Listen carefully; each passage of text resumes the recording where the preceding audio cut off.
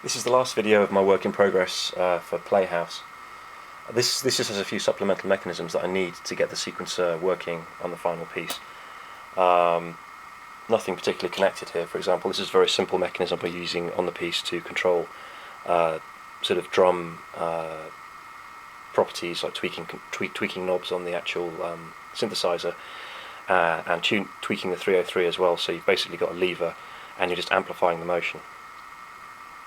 So that kind of motion there is sort of a sinusoidal output, or quasi-sinusoidal output, which can be used to control the output of various knobs and things. And I can use combinations of gears to generate phasing, so it's not just a sort of side-to-side motion. You could have a sort of peculiar, twitching motion going on. This is the most sort of reassuring piece to get done. This was the bit that was causing me the most grief. Along with the notes being played in a sequence, I need to be able to gate them. So obviously on a sequencer you don't have all the notes on all the time. You have, certain notes. So it's not just 1 and 2 and 3 and 4. It's kind of 1, 3, 4, whatever, a combination of notes. So I need to control the gates and have some way of turning certain notes on and off. So this is another marble run mechanism which will be used to control what notes are on, and also, because it's a 303 sound, whether or not the notes sliding up and down. So there's only one of these working right now, but this is a proof of concept. You have a bar that runs along the bottom,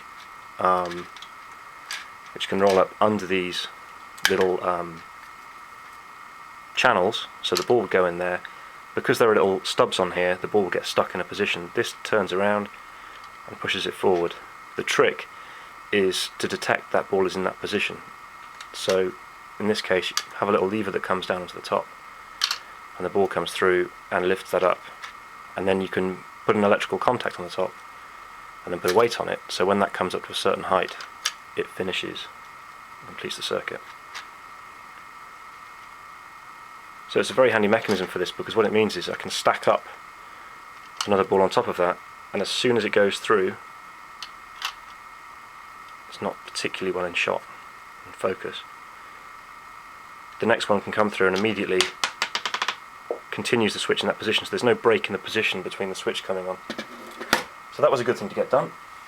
Finally, this is a slightly mental looking contraption, but I was thinking I need a way of having intermittent mechanism on a beat. So say every 4 or 16 or whatever notes I need an action to happen, and you don't want to be necessarily having a slow motion that's going in and out. You want to say, well, every 16 or 4 or whatever an action happens.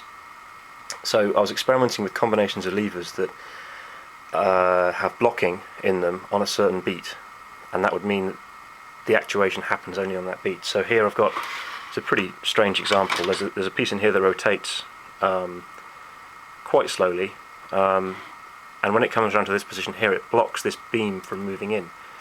When that beam can't move in, it adjusts this mechanism in such a way that it pushes up that weight at the top. So it's quite fickle, but we'll see. We'll turn it around. See, that's going in and out now, but as soon as that block comes in, it lifts up and then it goes through again.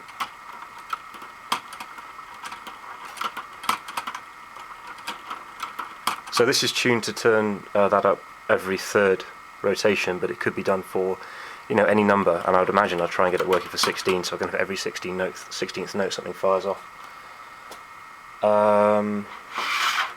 And that's pretty much it. Work in progress. If there's any particular mechanisms you're interested in, leave a comment and I can try and give some more technical notes on them. Thanks for watching.